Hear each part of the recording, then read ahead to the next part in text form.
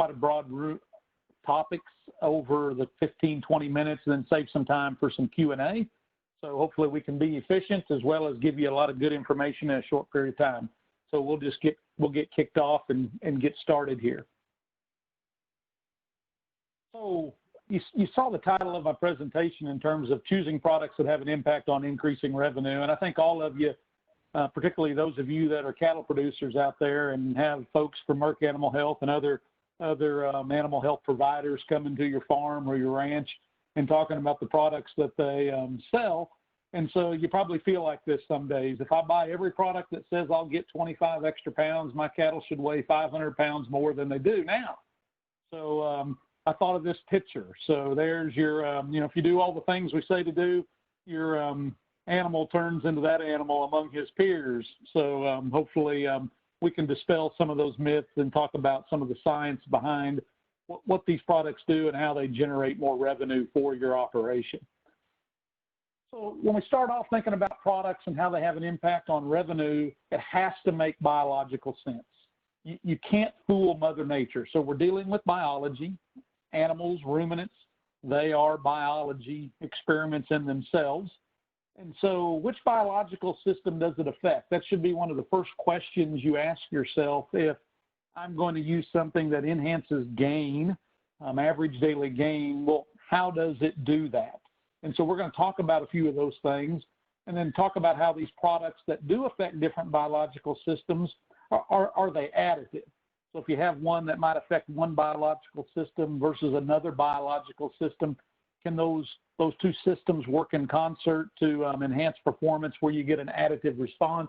And I'll share a research trial that's been done that hopefully gives you all some good information as we get through this presentation. So the biological systems that I focused on for this new knowledge talk is genetics. And so some of these things you might not think, well, that's not an animal health product, but you still have to make an investment. So let's keep that in mind as we go through this. Genetics improve production and fertility.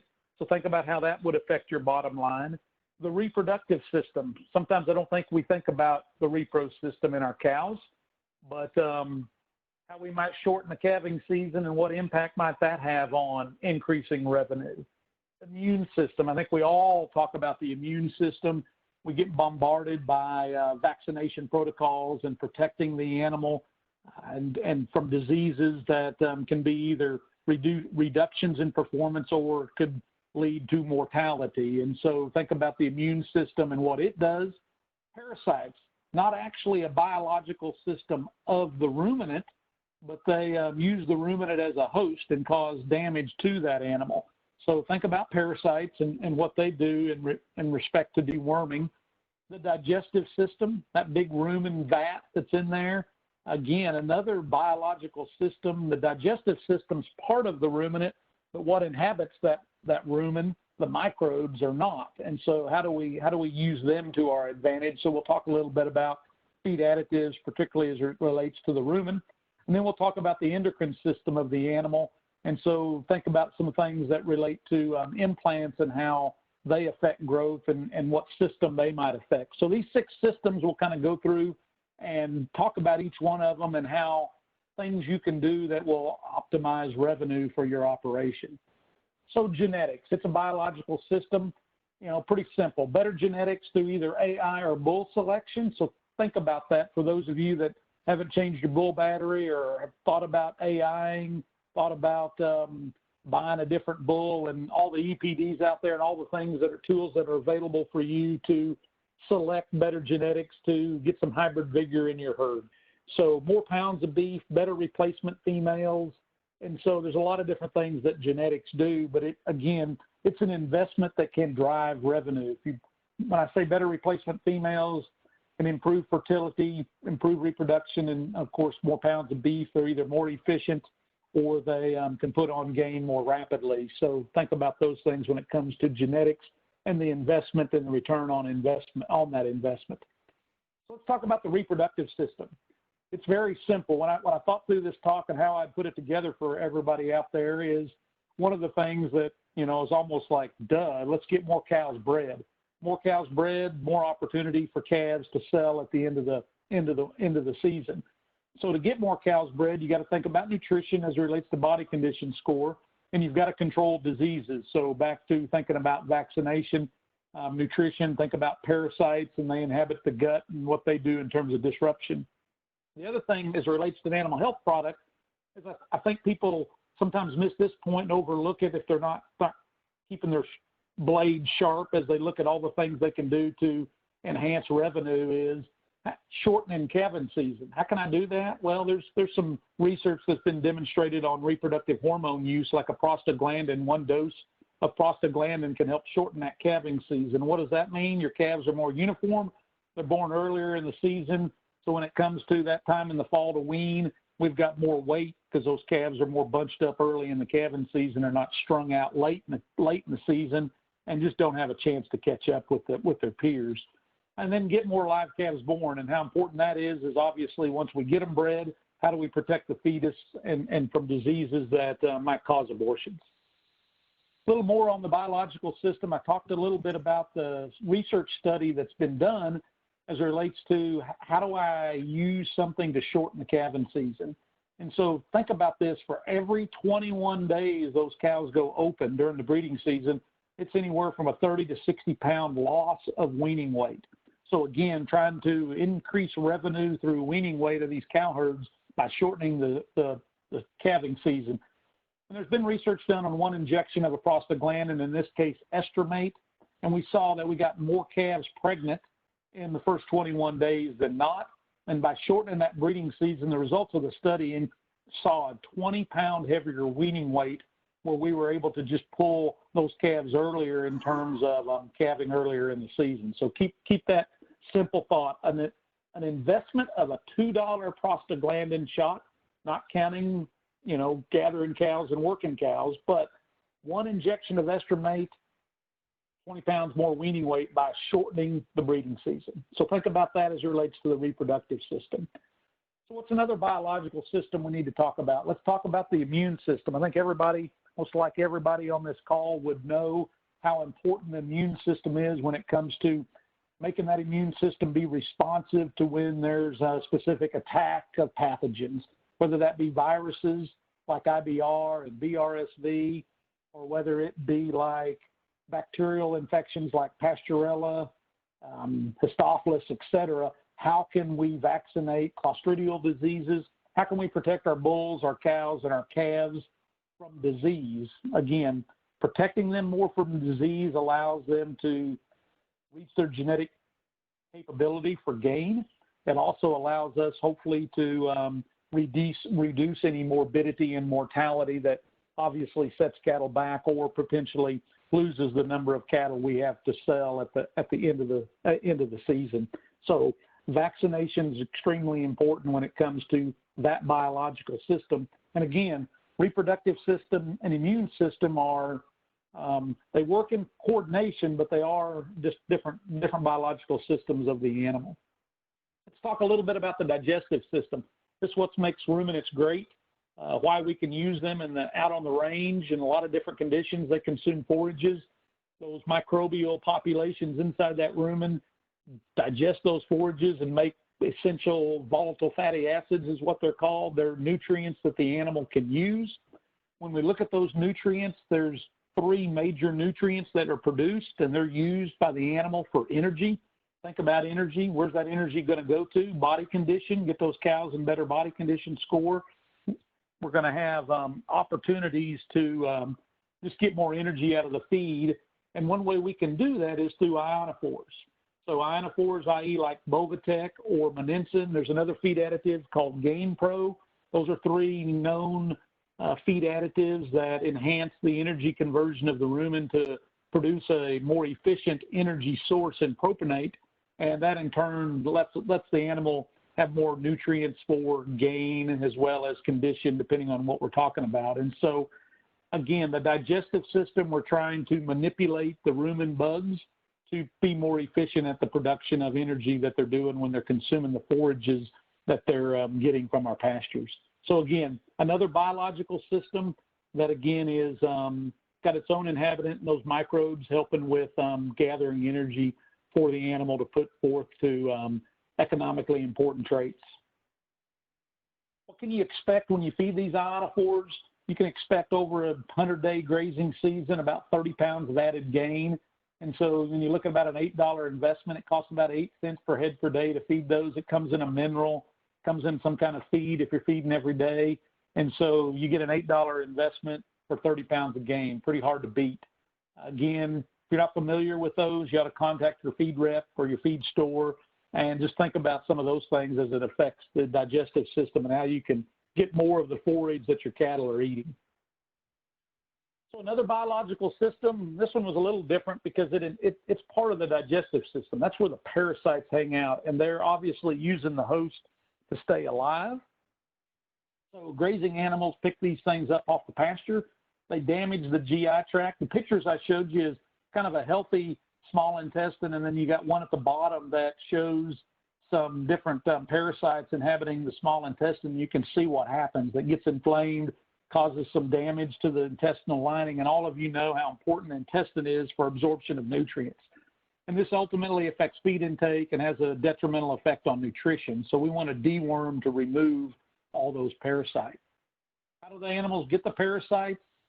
They consume the grass. You see that little blade of grass with a little bead of water or dew, and all those little white things in there, little specks you see in there are larvae from the parasites. They get shed out of an animal through the eggs, they mature, they get up on the grass, and it's important to understand that life cycle of those parasites. Our cattle that are out there grazing these grasses on our farms and ranches are continually exposed to the worm eggs that are infective larvae, and so you got to have a strategy to keep that in mind. And the younger the animals are, that parasite life cycle speeds up and is shorter than adult animals. So something just to keep in mind when you think about parasites and that part of our biological system. You know, this should hit home to everybody that's grazing animals out there. If they're parasiticized, they're not eating as much. If they're dewormed, they're eating more. And that goes for grass or feed in a bunk. This is a picture that was provided by Dr. Lou Gaspar at USDA in Beltsville, Maryland, that did a lot of parasite work over his career. He's now since retired. And this was an aerial shot of cattle that were part of a research project of being dewormed or not being dewormed. And so pretty impactful if you remember one thing, effect on intake, and we know what that means. When you look at that, just think about $1 investment in a calf for 29 pounds of weaning weight. Pretty big return on investment. You know, the other thing we see is we see some increased pregnancy rates. Again, what we talked about earlier about reproduction success, getting those cattle in better body condition score. Get rid of the parasites, they eat more, they get more out of it, they have less damage to the intestines, more opportunity to absorb the nutrients that they are getting, and that'll lead to better condition score, which then leads to better pregnancy rates. So it's pretty simple how it works. So you think of stocker cattle studies, again, deworm that 5-weight stocker going out on some grass, and we see in an average of 17 studies about 36 pounds of added weight just by getting rid of the parasites as it relates to a biological system. So let's talk about another biological system that's important for understanding and how we can gather revenue as it relates to growth. So biological system related to implants is the endocrine system. And I don't expect all of you to remember this, but those of you that are continuing to homeschool your kids, maybe this would be a good science test for them in terms of you give an implant, which is a steroidal hormone, and then these are the things that affects the animal endogenously. So I think most of you are familiar with growth hormone. That actually comes from the anterior pituitary, and then it has all these effects, and we're not going to talk about it, but ultimately it increases muscle mass. And when I say ultimately it increases muscle mass through the endocrine system, it does that through being able to enhance what's already there in the animal in terms of its normal endogenous growth hormones. And so what happens? The implant affects muscle mass and the growth curve, and so along the way, we see more protein. Those animals are leaner. They're not carrying as much flesh. They put that nutrient to protein and not fat, as well as they have a heavier body weight as we move along the growth curve and as they age. So again, we're affecting the endocrine system. So what happens when you look at total implants? They're approved for cow-calf, they're approved for stocker, they're approved for feedlots. And so we see about 25 pounds of gain through the cow-calf and stocker, those grazing situations. And then we get to the feed yard, we see a little greater response in gain. They're on a little higher nutrition, plane of nutrition. But over their entire lifetime, we see those additive effects. As long as you implant along the way, you get anywhere from 120 to 190 pounds of total gain, so with the same resources. So you can see the magnitude that implants pay as it relates to affecting that endocrine system in those animals.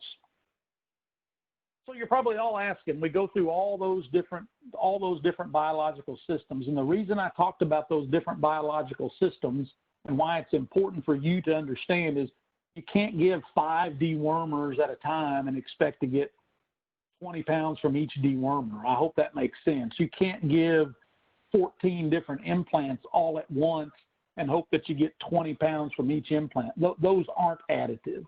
And so same with the feed additives. You can't feed Monensin and Bovatec and GainPro all together and expect 20 pounds from each one of those. And so what you can do, though, if you're affecting these different biological systems, you can add weight and add revenue to your operation if you think about it from a biological standpoint. So let's look at this study. This study was done up in Idaho in a grazing situation. These were stocker cattle. They were out for about 100 days. There was a group of calves that did not get any technology. They were weighed and turned out. They gained 1.15 pounds a day. And then you notice in the middle where I circled, you notice we gave Safeguard only dewormer. We gave Revelar G only to the animal, and we gave GainPro only to the animal. So they all three affect the different biological systems. And when we gave them all each, they averaged about 1.53 pounds a day. So almost 35 pounds of added gain. When you look at the cattle that got all three technologies, we got an additive effect, 1.95 pounds a day. That's 80 pounds. Now, those of you that are sharp with your pencil, Safeguard, Revelar G, and GainPro at 1.53 pounds a day, that's about 35 pounds, and then 80 pounds. And so about as close to additive as one can get when you took about all three. And I hope it makes biological sense. When you deworm cattle, you're getting rid of the parasites, and that leads to a lot of good things. When you give them an implant, it affects the endocrine system and endogenous hormones related to growth. When you feed them a feed additive, like in this case, like GainPro, it alters the microbial population to produce more propionic acid, which is a more efficient energy source for the ruminant. So hopefully that makes some sense, and there's some hard data there that generates why you can do these things, again, relative to the biological system. So the last slide before we take some questions, you think about increasing margin and you think about the biology. What happens? Genetics. Good genetics in your bull and your heifers, increase pounds, improve fertility. You can do the math, what that can lead to. Reproduction. Don't forget reproduction. Body condition score. Think about the use of a prostaglandin like Estrumate, how that shortens the breeding season. Shortening the breeding season, more calves are born early, and you increase weaning weight by doing that simple production practice. Immune system, vaccinate, vaccinate, vaccinate. Protect from diseases. Protect those calves those cows before they're bred. Protect them when they're bred. Protect those calves when they're born and throughout their life, so that we have more animals to sell at the end of the season. Parasites, absolutely detrimental to both the immune system and to the reproduction system and to the endocrine system. And so get rid of those parasites. You get more feed intake, which leads to body condition, which leads to weight gain. And so consider Safeguard as part of your parasite control program and all the things that go on there. The digestive system, think about how you're improving the rumen energetics and the microbes that inhabit that rumen in terms of feeding feed additives.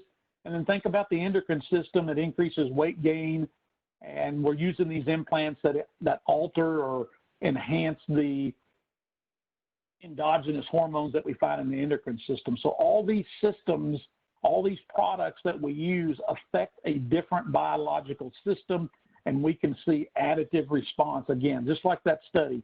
We did parasite control, we did a feed additive, and we did an endocrine system enhancing through implants. And instead of getting that 30 pounds, 25 or 30 pounds like we do individually, we saw 80 pounds when we put them all together.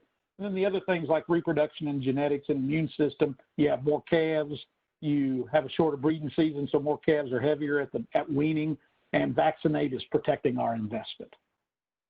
So hopefully you found that useful, and I'll take any questions at this time. All right, guys, for those that are on the phone, you can hit *6 if you'd like to ask a question. If you're on your computer, you can just unmute yourself and you can ask it, or you can go down to the chat button and type in your question there. Do we have any questions? Got one coming in here. Let's see how to do this.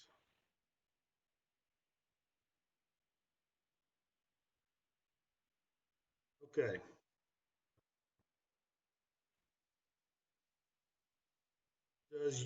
Got one question. Does using implants have an effect on flesh? Yeah, so that's a good question as it relates to, actually, might have been the person on the call yesterday. We talked about discounts for fleshy cattle. So think about what implants do and what we just learned there with the growth curve. It enhances muscle deposition. It enhances protein deposition. And so those cattle are leaner.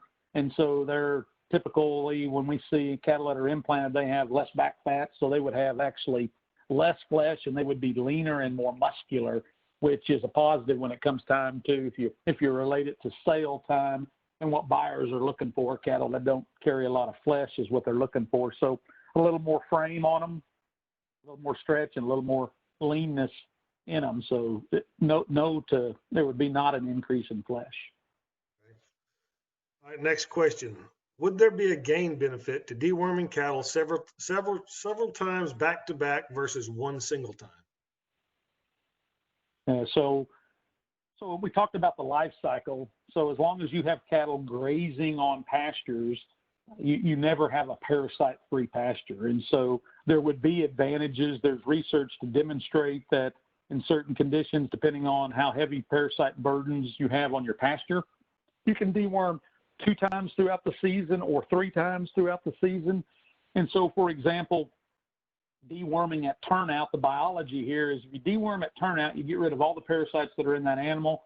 They step out of the chute, they go to grazing, and let's say they're a yearling, and so in 4 to 5 weeks, they're reinfected. They pick up those infective larvae, and they're reinfected and then shedding eggs again. And so the point of doing dewormings throughout the season multiple times and timing it to the life cycle would be to keep those parasite burdens low in the animals and also try to keep your pastures at a lower level of contamination. And so there's quite a bit of advantage demonstrated when you do multiple dewormings throughout the grazing season if you do the timing correctly to those life cycles. All right, the next question. In the Stalker study demonstrating additive technologies, do you believe that energy in the forage limited the calf's ability to fully express the additive advantage?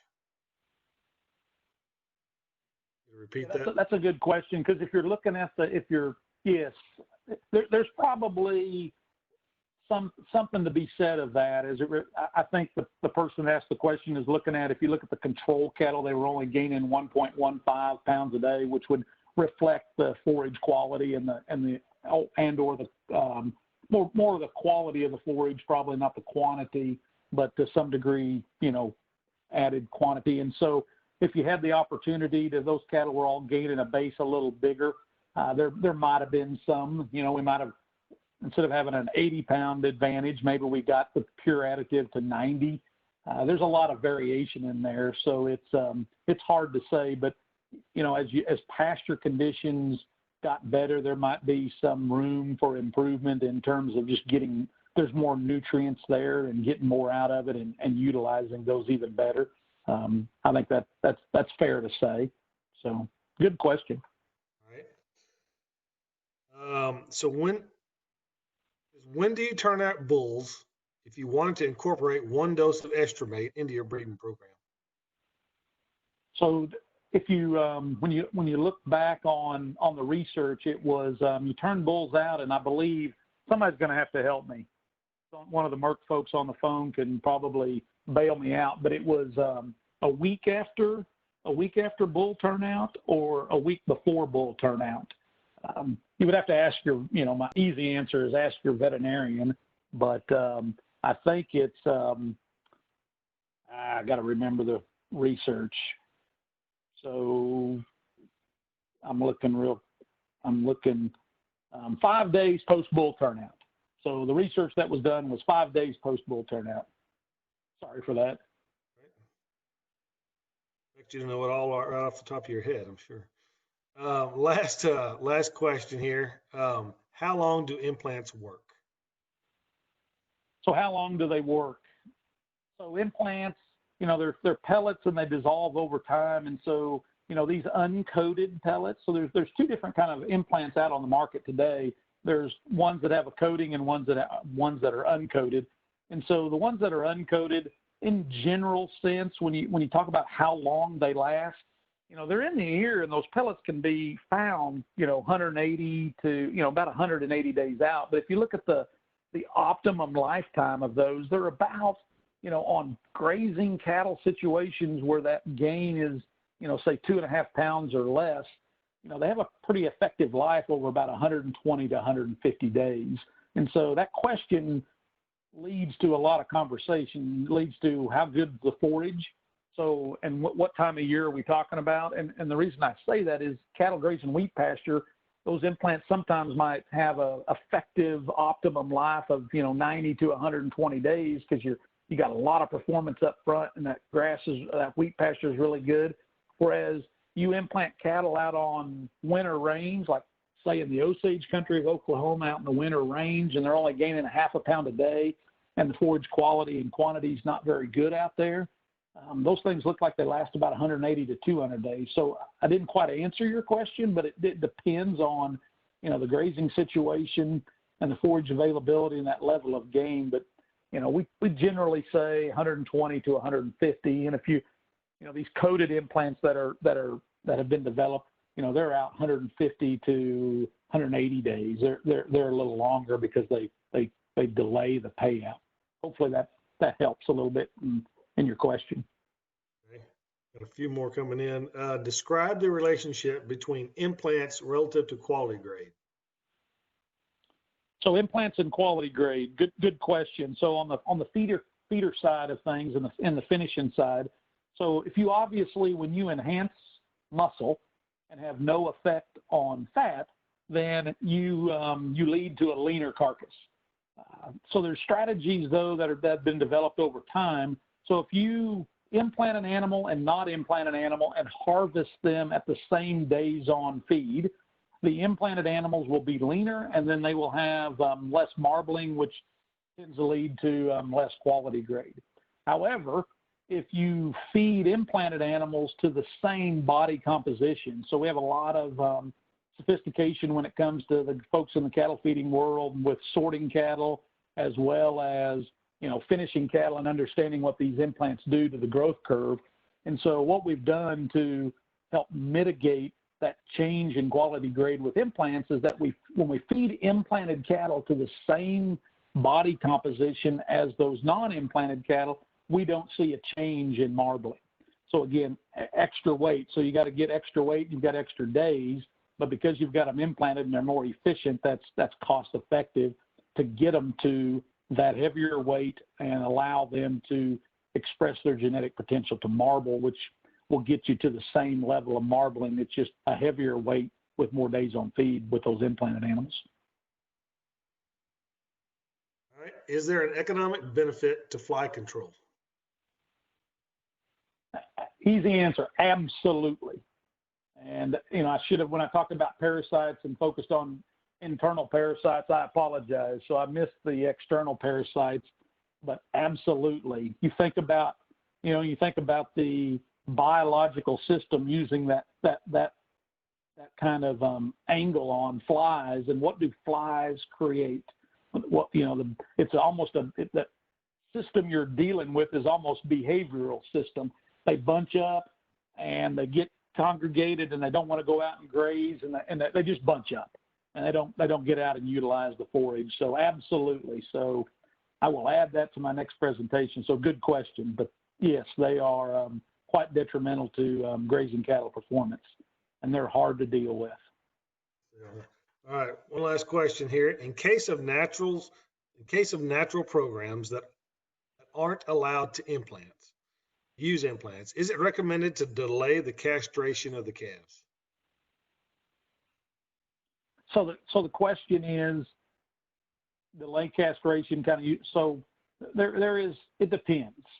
When you say delay castration, the problem you get into is some of the health, as you delay that animal being castrated and they get larger and larger, there is a more negative effect on those animals when you do actually castrate them. And so you got to take that into consideration, because your thought process is exactly correct, is that's a huge amount of testosterone that's stored in those testes that are able to create a growth performance enhancement period of time, like an implant. And so when we castrate them, we put a little bit about those testes back into that animal through implanted in the ear. And so, but you just got to be careful. I mean, those animals are a little more aggressive. And so depending on, how you handle your cattle and those things, but my biggest concern is, how long I wait and what risk that puts those animals when you castrate them at a later time period.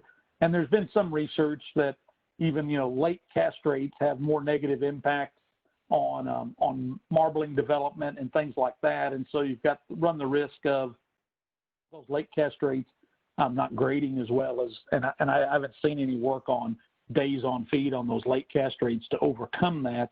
But those are some of the things you got to consider before you do that. I just worry about the timing of when I do castrate, but there is a strategy that potentially could be played out there. Okay. All right, one more came in here. On average, how many times should we implant cattle throughout their lifetime to maximize gain? Well, so I don't know if you really mean maximize gain or optimize gain, but if you're, I'll talk about it kind of in two parts. So cow-calf segment, it's very seldom do you see reimplanting on the cow pay off. So that's one implant. So to maximize that forage and mama's milk and its time grazing as a pair, it's one implant.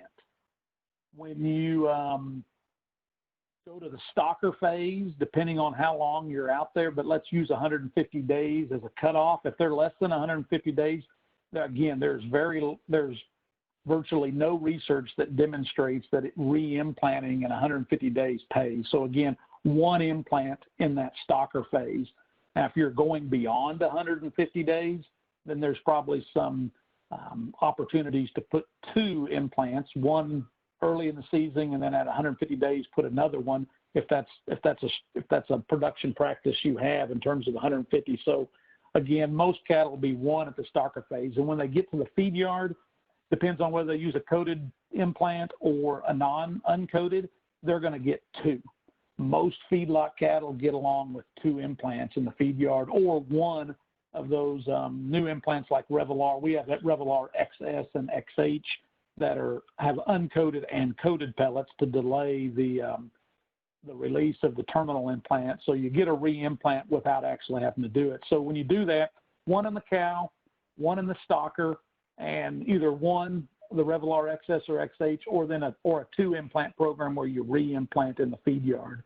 So you're talking about, anywhere from 3 to 4 will maximize your performance. And the only asterisk to that is if your grazing situation is longer than 150 days, you need to add another implant. All right, one more. How old is late? I'm assuming it's saying, how old is the late castration range? Ooh, now you're asking details. So, when those animals get out to, I don't know. I'll just disclaimer. Obviously I'm waffling because I'm going to give you my best answer, but somebody might disagree. When you get out past, I'll say 7 months. When you get out past 7 months, I could fall back to 6. But when you get past 7 months, that's getting, that bull calf is getting, in my opinion, that's getting a little late. So I'll say 7 months. Give you my professional opinion.